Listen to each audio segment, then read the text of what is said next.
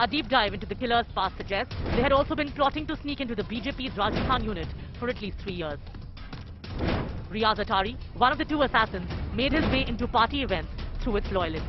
Bharatiya Janata party का कार्यकर्ता रियाज अटारी गुलाब चंद कटारिया पूर्व राज्य गृह मंत्री के कार्यक्रमों में लगातार शामिल होता है। चल क्या रहा है इस देश में? माजरा क्या है? पुलवामा में सवाल उठे थे कि 350 किलो आरडीएक्स कैसे पहुंचा। डीएसपी दविंदर सिंह का नाम हम सब जानते हैं, उसको चुपचाप से नौकरी से बाहर कर दिया, नो इंक्वायरी, की राष्ट्रहित में नहीं है, इसके खिलाफ इंक्वायरी करना आपको याद है? ये क्या हो रहा है इस देश में? कौन करवा रहा है ये सब? कि रियाज अटारी कन्हैया लाल का हत्यारा आतंकी रियाज अटारी भारतीय जनता पार्टी का सदस्य, सक्रिय सदस्य है। आज सूर्यास्त तक हम उम्मीद करते हैं कि यह तथाकथित राष्ट्रवादी पार्टी इस बात का जवाब देगी, इस देश को जवाब की इंतजार है। क्या प्रधानमंत्री मोदी और गृह मंत्री अमित शाह अब भी भारतीय जनता पार्टी नेताओं द्वारा धार्मिक उन्माद को फैलाने की कोशिशों पर चुप रहेंगे? और जो इनकी अपनी पार्टी के लोग, माफ कीजिएगा, आतंकी घटनाओं में शामिल हैं, इस पर चुप रहेंगे? देश चुप नहीं रहने देगा अब आपको। क्या भारतीय जनता पार्टी की केंद्र की सरकार ने इन्हीं कारणों से डरकर जल्दबाजी में एनआईए को यह केस सौंपने का निर्णय लिया? और मैंने आपको पुलवामा का उदाहरण जानबूझकर दिया, आज तक जवाब नहीं मिला है। डीएसपी देविंदर सिंह का आज तक, माफ कीजिएगा, मीडिया ने इतना पूछने की भी हिम्मत नहीं की कि देविंदर सिंह के खिलाफ कार्रवाई क्यों नहीं हो रही। जयपुर में जो कन्हैयालाल की जो जघन्य हत्या हुई थी, उसका मुख्य आरोपी रियाज अटारी, उसके संबंध भारतीय जनता पार्टी के नेताओं के साथ, उन संबंधों का यह खुलासा कल टीवी पर हम सब ने देखा और फिर सोशल मीडिया पर उस पर काफी चर्चा भी हुई और उसके बाद हमने रिसर्च की और नए तथ्य सामने आए। रियाज अटारी राजस्थान में भारतीय जनता पार्टी के कद्दावर नेता, पूर्व गृह मंत्री राज्य के गुलाब चंद कटारिया जी के अनेक कार्यक्रमों में शामिल होते थे। वो तस्वीरें आप सबके सामने आपको दी जाएंगी। फिर जब हमने रिसर्च की, क्योंकि कार्यक्रम में तो बस इतना ही बताया गया था, तो जब रिसर्च की तो फेसबुक पर भारतीय जनता पार्टी के माइनॉरिटीज प्रकोष्ठ के नेता इरशाद चैनवाला 30 नवंबर 2018, आज से 4 साल पहले, फेसबुक पोस्ट पर वो और एक और नेता है मोहम्मद ताहिर, जो अब लापता है, जिनका मोबाइल भी बंद है, जब से ये हत्याकांड हुआ तब से वो लापता है। तो इरशाद चैनवाला और मोहम्मद ताहिर के 3 फरवरी 2018, 27 अक्टूबर 2019 और 10 अगस्त 2021, 28 नवंबर 2019 के पोस्ट हम लोगों ने स्टडी किए, उसका अध्ययन किया। अब अटारी जो है, रियाज अटारी, उमरा करके वहां से कुछ पोस्ट डालते हैं, फोटो डालते हैं और उसमें बड़े स्पष्ट तौर पे यह भारतीय जनता पार्टी के नेता, मैं पढ़ के बताता हूं उन्होंने क्या पोस्ट डाला, क्योंकि हमारी ये स्क्रीन अभी नहीं चल पा रही।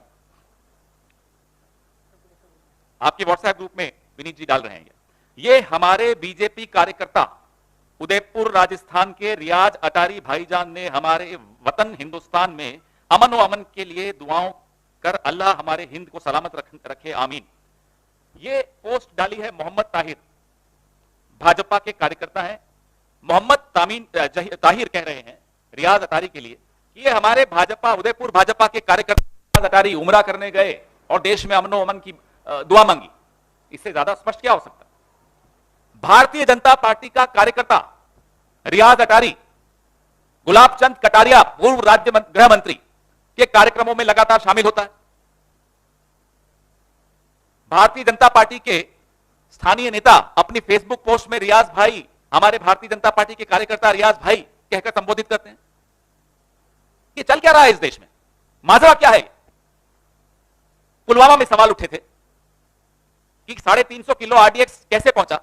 डीएसपी दविंदर सिंह का नाम हम सब जानते हैं, उसको चुपचाप से नौकरी से बाहर कर दिया, नो इंक्वायरी, की राष्ट्रहित में नहीं है, इसके खिलाफ इंक्वायरी करना आपको याद है? ये क्या हो रहा है इस देश में? कौन करवा रहा है ये सब? एक के बाद एक दुर्घटनाएं होती हैं, एक के बाद एक हमले होते हैं और सवाल ज्यों के त्यों, कोई जवाब नहीं, कोई उत्तर नहीं। प्रधानमंत्री चुप, गृह मंत्री चुप। इन तस्वीरों के बाद और ये बड़े महत्वपूर्ण तथ्य हम सबके सामने आए हैं। आप सोचिए, अगर ये सिर्फ तस्वीर होती तो चलिए हम सोचते कि किसी सामाजिक कार्यक्रम की तस्वीरें होंगी, होती हैं राजनीतिक दलों की, नेताओं की, लेकिन ये फेसबुक पोस्ट स्पष्ट करती है कि रियाज अटारी कन्हैया लाल का हत्यारा आतंकी रियाज अटारी भारतीय जनता पार्टी का सदस्य, सक्रिय सदस्य है। आज सूर्यास्त तक हम उम्मीद करते हैं कि यह तथाकथित राष्ट्रवादी पार्टी इस बात का जवाब देगी, इस देश को जवाब की इंतजार है। आज इन तथ्यों के उजागर होने के पश्चात उन टिप्पणियों को फिर से देखना चाहिए। और वो टिप्पणियां सिर्फ एक नुपुर शर्मा के खिलाफ नहीं थी। Who is Nupur Sharma? नुपुर शर्मा की सामाजिक पहचान भारतीय जनता पार्टी से बनी है। जब नुपुर शर्मा ने वो अल्फाज कहे पैगंबर साहब के खिलाफ, तब वो भारतीय जनता पार्टी की अधिकृत प्रवक्ता थी। उसके 10 दिन बाद तक नुपुर शर्मा भारतीय जनता पार्टी की अधिकृत प्रवक्ता थी। तो इसलिए अगर माननीय सर्वोच्च न्यायालय अगर नुपुर शर्मा के लिए कुछ कहता है तो वो टिप्पणियां भारतीय जनता पार्टी के लिए हैं। आखिर भारतीय जनता पार्टी और उसके नेता और उसके प्रवक्ता पूरे देश में धार्मिक उन्माद का वातावरण बनाने का प्रयास क्यों कर रहे हैं? यह सवाल हमारा पहला। हमारा दूसरा सवाल, क्या प्रधानमंत्री मोदी और गृह मंत्री अमित शाह अब भी भारतीय जनता पार्टी नेताओं द्वारा धार्मिक उन्माद को फैलाने की कोशिशों पर चुप रहेंगे? 8 साल में कब बोलते हैं ये लोग? पूरी दुनिया में जाकर पूरी दुनिया भर की बातें करवा लो मोदी जी से, करते रहेंगे, घूमते रहेंगे, बोलते रहेंगे, विपक्ष को कोसेंगे विदेशों में जाकर। और जो इनकी अपनी पार्टी के लोग, माफ कीजिएगा, आतंकी घटनाओं में शामिल हैं, इस पर चुप रहेंगे। देश चुप नहीं रहने देगा आप, और अगर आप नहीं बोलेंगे तो देश बोलेगा। क्या भारतीय जनता पार्टी अपने प्रवक्ताओं एवं नेताओं के जरिए पूरे देश में आग लगाकर ध्रुवीकरण करके एक चुनावी फायदा उठाने की कोशिश कर रही है? अब तक हम ये सोचते थे कि साहब इनको चुनाव जीतने के लिए हथकंडे अपनाते हैं, लेकिन ये हथकंडे नहीं है, ये आतंकी घटना है। देश को तोड़ रहे हैं, आपस में हमें लड़वा रहे हैं, और इतने बड़े षड्यंत्र में भारतीय जनता पार्टी का एक सक्रिय सदस्य सरेआम आरोपी है, सरेआम शामिल है। आपने सबने देखा, जो ही उदयपुर में यह हत्याकांड हुआ, केंद्र ने एनआईए को यह जांच सौंपने की बात की। हमारे मुख्यमंत्री ने तुरंत इसका स्वागत किया, हम सब ने इसको स्वीकार किया। लेकिन अब ये नए तथ्यों के उजागर होने के पश्चात सवाल उठता है, और बड़ा गंभीर सवाल उठता है, ये हमारा आखिरी सवाल है, क्या भारतीय जनता पार्टी की केंद्र की सरकार ने इन्हीं कारणों से डरकर जल्दबाजी में एनआईए को यह केस सौंपने का निर्णय लिया? कारण क्या था? यह सवाल, एक एक सवाल बहुत गंभीर है, क्योंकि इसमें देश की सुरक्षा, देश का एक रहना, अखंडता का सवाल आता है। और मैंने आपको पुलवामा का उदाहरण जानबूझकर दिया, आज तक जवाब नहीं मिला है। डीएसपी देविंदर सिंह का आज तक, माफ कीजिएगा, मीडिया ने इतना पूछने की भी हिम्मत नहीं की कि देविंदर सिंह के खिलाफ कार्रवाई क्यों नहीं हो रही, क्यों चुपचाप उसको नौकरी से बाहर कर दिया, और क्यों उसके ऑर्डर में है कि देश हित में यह आवश्यक है कि इनके खिलाफ कोई इंक्वायरी ना हो। वो ऑर्डर भी मैं आपको अभी साझा करता हूं, विनीत भाई, मैं आपको भेज रहा हूं, वो भी इनसे आप साझा करिए। अब देश भारतीय जनता पार्टी से स्पष्टीकरण चाहता है, प्रधानमंत्री नरेंद्र मोदी और अमित शाह मुंह खोलें, यह देश की मांग है। यह बहुत गंभीर बातें हैं। सिर्फ चित्र होना किसी सामाजिक कार्यक्रम में वो अलग बात होती है, वो हो सकता है, आप पत्रकार हैं, आपके साथ भी कोई लोग चित्र खिंचवाते हैं, अपना सेल्फी खिंचवाते हैं। यह तो और ज्यादा गंभीर है कि फेसबुक पोस्ट पे लिखा जा रहा है कि रियाज अटारी भारतीय जनता पार्टी उदयपुर के कार्यकर्ता उमरा गए, वहां उन्होंने यह सब दुआएं मांगी। आज की नहीं है ये पोस्ट, 2018, 19, 20, 21 ये तमाम पोस्ट मैं आपको भेज रहा हूं। मुख्यमंत्री अशोक गहलोत जी के संज्ञान में यह तथ्य आए हैं।